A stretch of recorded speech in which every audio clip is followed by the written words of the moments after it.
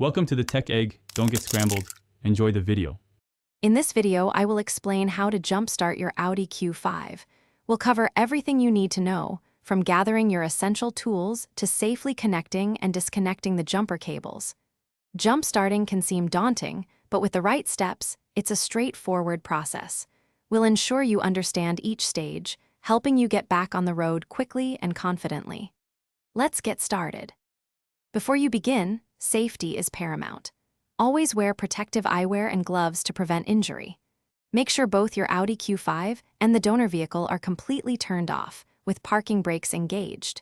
You'll need a reliable set of jumper cables and a donor vehicle with a fully charged 12-volt battery. Confirm the donor vehicle's battery voltage matches your Audi Q5's requirements for a safe jumpstart. Now, let's connect the cables correctly.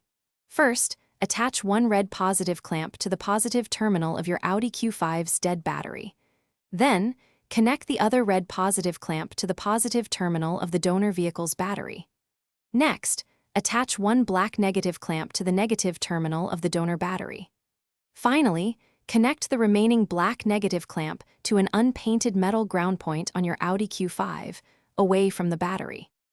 With the cables connected, start the donor vehicle and let it run for about 5 to 10 minutes to transfer some charge.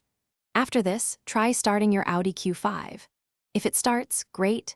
Now, disconnect the cables in the exact reverse order.